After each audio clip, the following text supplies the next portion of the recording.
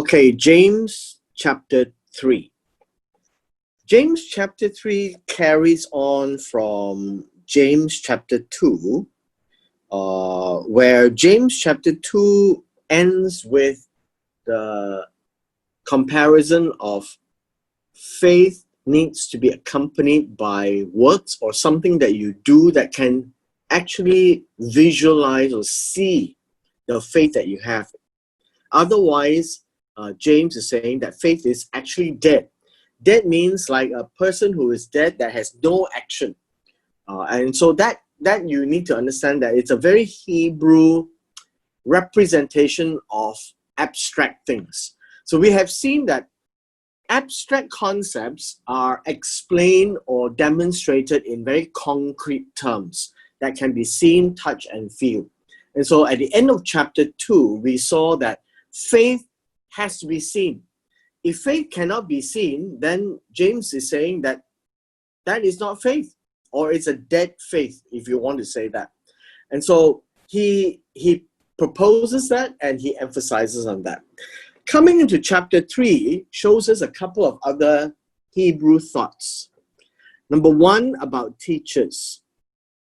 He says, my brethren, and remember we're talking to the Jewish believers or the 12 tribes who have believed, and says, let not many of you become teachers. Now, very strangely, we actually were looking at Hebrews chapter 5 previously in verse 12. So if we look at Hebrews 5 and verse 12, Hebrews 5 verse 12 was encouraging or expecting people to have grown up to maturity to become teachers. Now, I don't think James is going against what the author of the Hebrews was saying. But with regards to teachers, he just gives us a warning, right? The warning is, know that we, including James, shall receive a stricter judgment. Stricter would also mean greater. And the intent is to show us that there is a consequence to someone teaching another person, because you are imparting truth, you are imparting regulation, you're imparting lessons, how people should conduct their lives before God. And so God actually holds the teacher at a higher level. There's a high expectation of the teacher of the Bible. That also tells us this, that God is a very just God. So that people who simply teach or say things about the Bible, they are to be held at a higher accountability as somebody who is just merely learning. And so the teacher is always viewed more severely than a student. And so we can see that God is very just and God is righteous. And also tells us that judgment of God is not uniform, meaning we have been taught in many occasions, if you stole 1 ringgit, it is equivalent to stealing 2.6 billion. Well, even in our human laws, the laws of the land, stealing $1 is not the same as stealing $2.6 billion. And unfortunately, when we have that kind of thinking that God doesn't care whether you take 1 cent or you take $1 million, actually God cares. God cares because each has their own accountability, and whatever you do is measured on the severity. And the severity would bring in a difference in severity of punishment, if that be the case. It also tells us that God looks at us slightly differently from how we behave, because the student is different from the teacher. The master is different from the servant. And so the one that carries the higher responsibility God views with greater severity. And that is why James is saying that teachers receive stricter judgment than the student, right? As opposed to the student.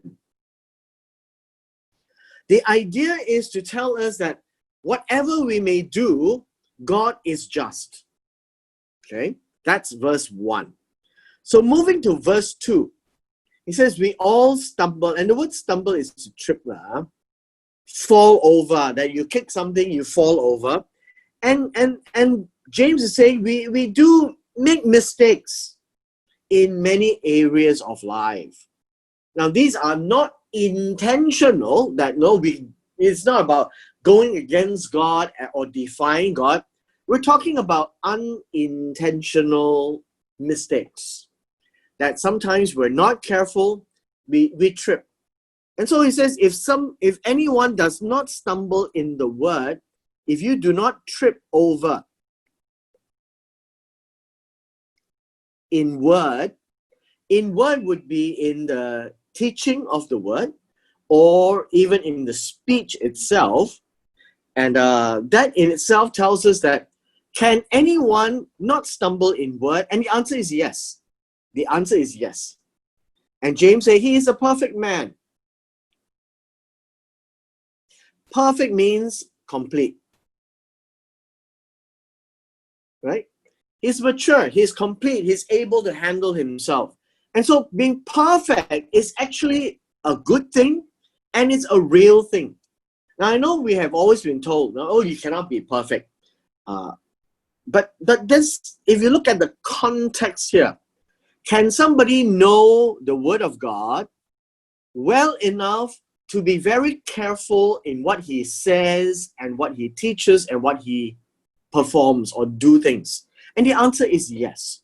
Because the more you know God, the more you display the holiness of God, you display the character of God, to be just, to be loving, to be kind, And James is saying that, this person is a perfect man. Why does he say he's perfect? Because he's able to bridle the whole body. Bridle means to restrain. Restrain means you're able to control what you do, what you think, and what you say. Now, I know a lot of people tend to say that, well, that's not possible. But it is possible. Otherwise, James is talking nonsense here. In fact, he is suggesting that when you teach the word and you know the word, you're able to reflect the word. Because the law of the Lord is perfect. It's complete. It teaches us how to live in a very complete way. And hence, if you know the word, you won't stumble. And then you are complete. You're able to restrain yourself. Can a person do that? Yes. Every believer of God is one who is able to watch himself not to get into excesses. What is excesses? Talk too much, say too much, do too much, get angry too fast, get angry too much. We are angrier than God. We are faster than God. We are kinder than God. All these things, when we do excessively, that is wrong. Because then we don't know what God is looking at. If we understand God's view, then he says we are a perfect man. We are able to restrain ourselves, meaning you're able to discipline yourself. Can a person do that? And the answer is yes. And so in verse 3 it says, you see, we put bits in horses' mouth so that they may obey us. We can control the horse. We can turn where the horse is going. Horse is a big animal, but all it takes is a little piece of a bit to put into the mouth, and then we can steer the horses left, right, and even stop. Verse 4, look also at ships, although they are so large and driven by fierce winds, they are turned by a very small rudder wherever the pilot desires. Well, the idea he has here is this. We have here a boat, and it is moved by the wind, right? Because of the sails. And so the winds blow, but it only blows movement. But the turning is by a rudder, and this is called a rudder. And so there is a ship's control, and once you have the rudder, it moves the boat left or right, and it gives them direction. That is what the rudder actually means. And it's a very small part of the ship. So that's why it says here, it's a very small rudder. And so the tongue, as compared to the whole body, is also a little member. But it can do big things. And that is how it is described. Boast means you can talk big, right? And then he says, you know, you look at how great a forest a little fire kindles. This is a forest fire. A big forest can be burned down by a small fire. And that is the imagery that James is trying to say. Be very careful. It doesn't take a big fire to burn a forest. It only takes one spark, and the whole fire can be burning. And so in verse 6, he says, the tongue is just like this little fire, a world of iniquity. Now, this is something we need to break down. This is talking about injustice. Injustice. To do things that is unjust. So the tongue is used for injustice. To be biased, for example, is unjust. And so James is saying the tongue is so set among our members that it defiles, it corrupts the whole body. What does it mean to corrupt the whole body? Is because the tongue can say something and the whole person is actually wrong. That is what it means. One word that comes out from the tongue makes the entire person in error. And so this says sets on fire the course of nature, and is set on fire by hell. This is basically to demonstrate the seriousness of what the tongue is capable of doing. Now, this is in comparison to say that be very careful, because the only thing that can bridle the body or restrain the whole body is the word. If you have the word of God, it will help us manage our character.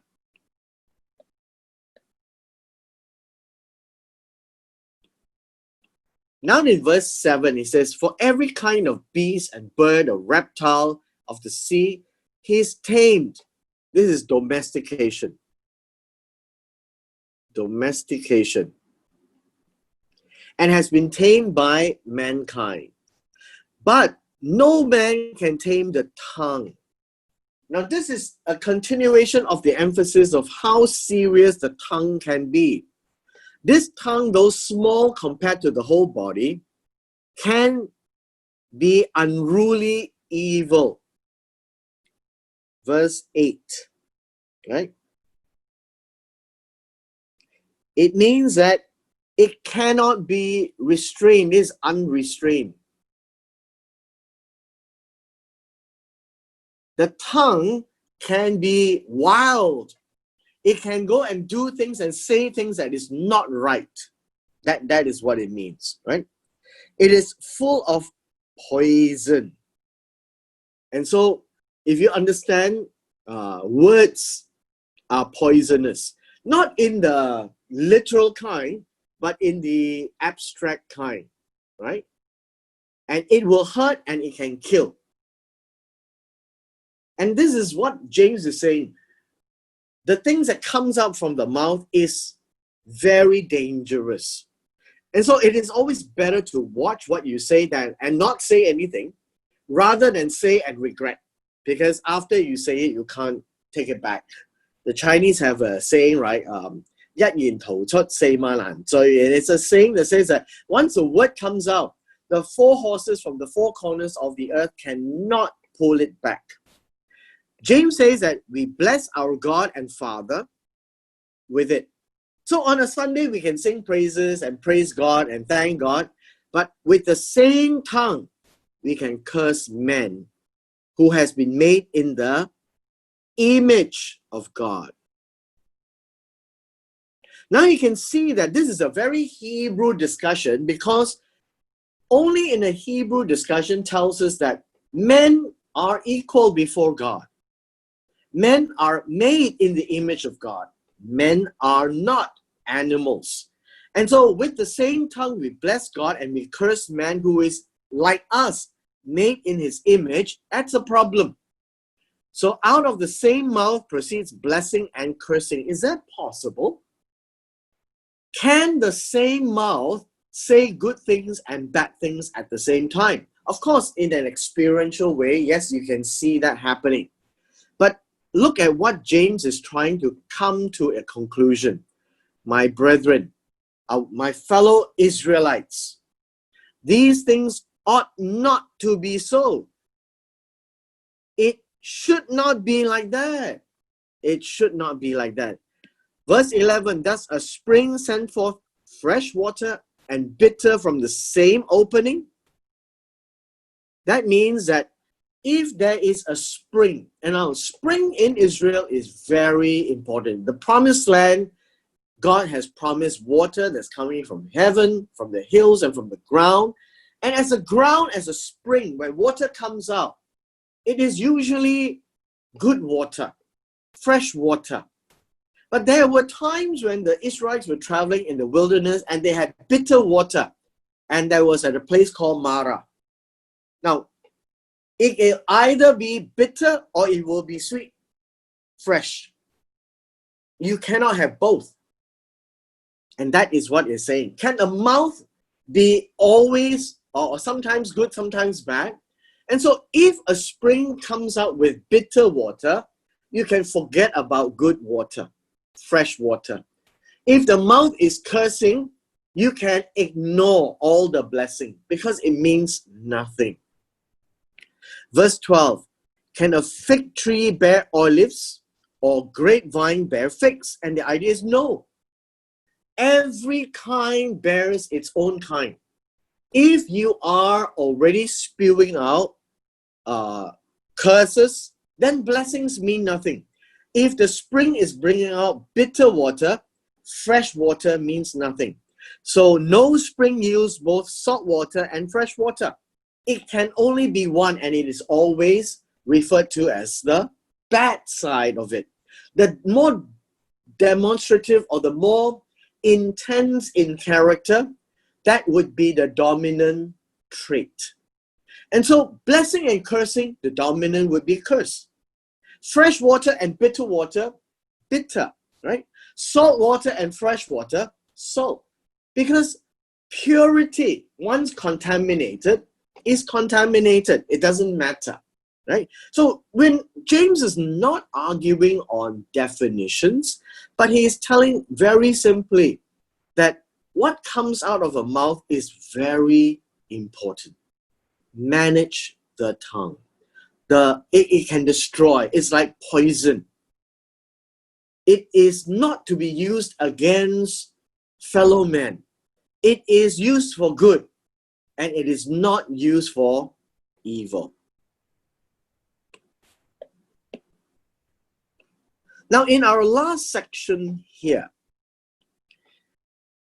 James is saying, who is wise and have understanding among you? Is speaking to the Israelites. And so, like us, we're talking about this. He's saying, who among you is wise? Who among you has understanding?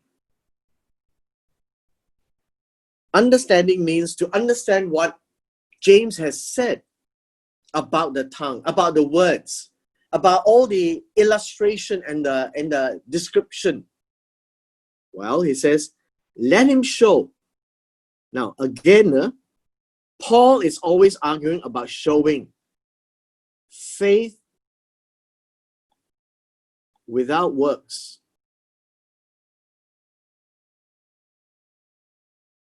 it is dead. So it has to be shown.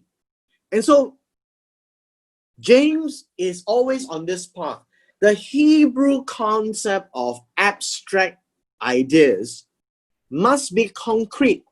If you say you have faith, don't say I have it in my heart. If you say you have faith, do something about it. Take care of the helpless. Take care of the fatherless, right? That kind of an idea. So let him show by good conduct that his works are done in the meekness of wisdom. So if we say we are wise, if we say we understand all these things, then show it, prove it, show evidence that our conduct as we live, the way we live, that what we do, his works is what can be seen. That's works. Meekness of wisdom. It has humility and understanding. And so we say we know, we can decide to do the right thing. And James said, show it. Show it. Don't talk. That is what James is trying to argue in these 3 chapters so far. But if you have bitter envy, self-seeking in your hearts, do not boast and lie against the truth. If you already in your heart has bitter envy and you only seek for your own good, then do not boast and lie against the truth. You don't have the truth. You don't have understanding and you don't have wisdom. That's what he's saying. If you say you have wisdom, show it. If you have envy in your heart and you are only seeking for your own good, self-seeking is not humility. Self-seeking is pride. So James saying, don't boast and lie against the truth. The truth has no envy and no self-seeking. This type of wisdom does not descend from above. It is earthly, sensual, and demonic. Now, of course, it sounds like a very strong word to say. All James is saying is this. If you say you have wisdom and understanding, and you cannot show by good conduct like this, right? You cannot show by good conduct, but you have bitter envy and self-seeking in your hearts, then James is saying this kind of wisdom, you say this is wisdom, then this is earthly wisdom. This is sensual wisdom. It's of the flesh. It's for your own good. It's against God. It's demonic. Verse 16. For where envy and self-seeking exist, confusion and every evil thing are there. If people are envious, they are only seeking to please himself, then whatever comes out of the mouth is seen as confusion and evil. And then James ends this. But the wisdom that is from above is pure, peaceable, gentle, willing to yield, full of mercy, good fruits, without partiality and without hypocrisy. Let's define some of these words. James is saying, if you say you have wisdom and understanding, and this is the kind of wisdom and understanding that James is talking about, says this wisdom is from above. It is God-given. You have yielded yourself to God, and so you can show. It is pure. It has no ill intention. It is pure because it is meant for others. It is pure because it is to reflect God. It is peaceable because it does not fight. It is gentle because that is how God is to the weak and to the helpless. And it's very pastoral, very embracing, and very gentle in its approach. So the speech itself is gentle, willing to yield, even though in a fight, the one who has wisdom from above is willing to stand away and not fight. Full of mercy, not to force the situation. Good fruits, good things come out of it because the people who hear you, the people who are affected by your speech, actually learns to love God more. Without partiality, that you don't treat one who is poorer differently than one who is richer, right? Like in chapter 2, right? Without hypocrisy, don't say one thing and behave another. So such kind of speech is from above. That is what James is saying. Now the fruit of righteousness is sown in peace by those who make peace. The Beatitudes talk about a peacemaker. And so the speech that we have, the tongue that we have, is used for making peace, sow peace. We make peace. We are the peacemaker. We are to sow peace, not to fight. Not to fight. Because when fighting, nobody listens. And so when we sow peace, we are to help people reconcile with God.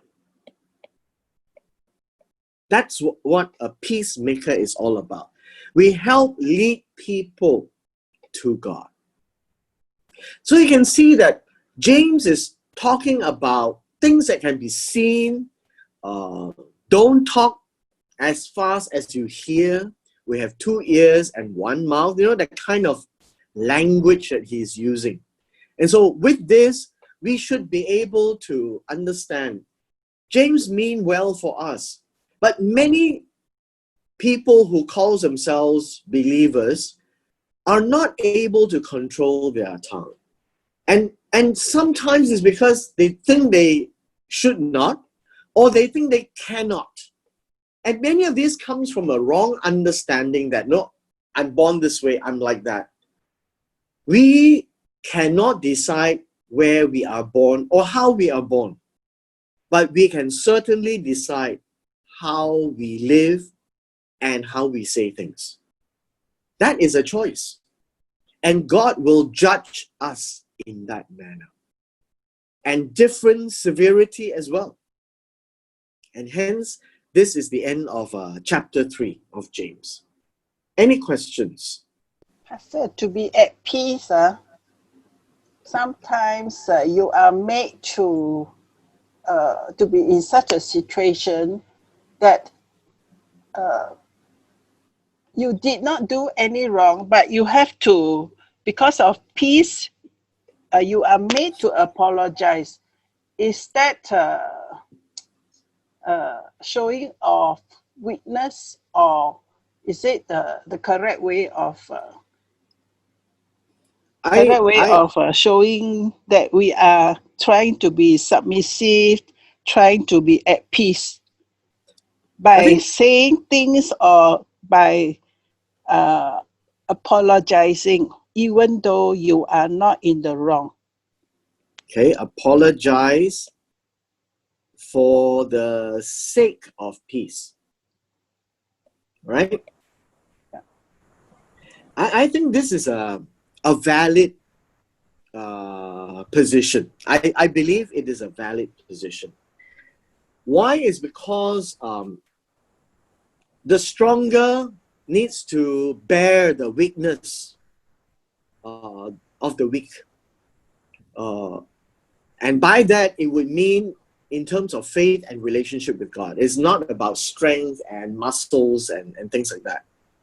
The one who knows God more is able to step aside, understand the situation where the other party cannot. So the other party is said to be weak, right, before God.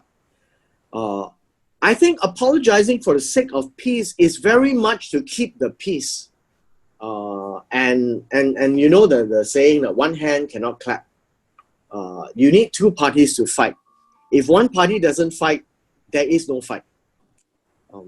I remember at one time when I initially became a manager in my unit, a business unit, I had one staff who is much older than me.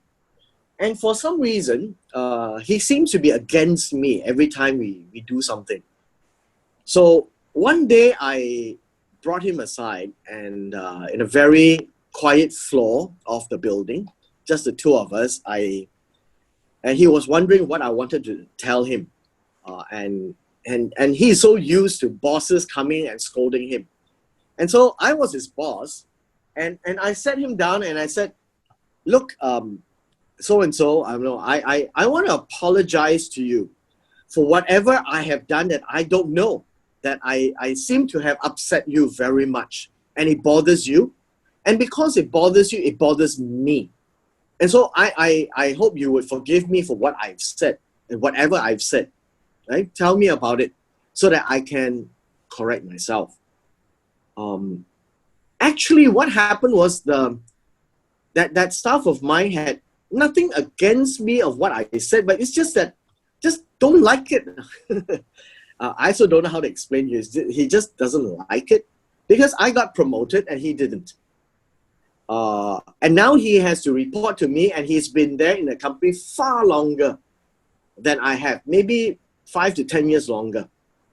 But he turned around and he said one thing. He said, you know, all these years he worked in a company, not a single manager ever apologized. And because I did that, he became my best supporter for a long, long time when I was in the company. He was so willing to do things to support me, back me up. From that day onwards, our relationship was absolutely different.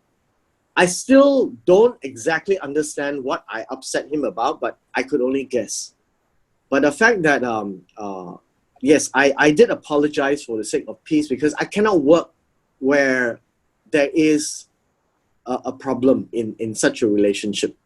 So I prefer to have peace. And if I have to be blamed to be wrong, then so be it. I really don't care. And once there is peace, it's easier to live. Now, hopefully one day the other person may wake up and understand that they are actually in the wrong, but you know, they have been demanding. But I think we can leave that to God, I guess. You know, some things are not so easy to convince. Yeah. What if the other person in the end turn around and say, actually, you did wrong? That is, so be it. I have decided that, how should I say, when a person doesn't want to hear anything, it doesn't matter what we say. And it makes things worse when the other person really don't care what you say. And so we understand it to be this, that there is bitter envy, there is self-seeking, the person is boastful and lying against the truth. So as long as we stand on the truth side, we are clear in our conscience before God. James also said this is earthly, sensual, and demonic. It is to hurt others. There's no interest of peace. And so once that is happening, James is saying, let's not pour oil into the fire. If there is such a thing, then that person has to answer to God. But as far as we are concerned, that if we understand this wisdom is from above, we are to remain pure, peaceable, gentle, willing to yield. Say, I can step aside. If you want to blame me, go ahead. As far as I'm concerned, I'm clear before God with a clear conscience. So the other person can blame me all they want. Nothing I can do about it until that person is willing to sit down and work things out. And so there is mercy and good fruits without partiality and without hypocrisy. We are not pretending and we're not pretentious. I am just of the opinion that when the other party refuses to listen to me, I won't bother explaining. So I'm wrong, what to do? But before God, that's more important because God is the judge. And this all for peace. Yeah. See you tomorrow. Thank you, Pastor. Thank you. Bye. Thank you, Pastor. Thank you.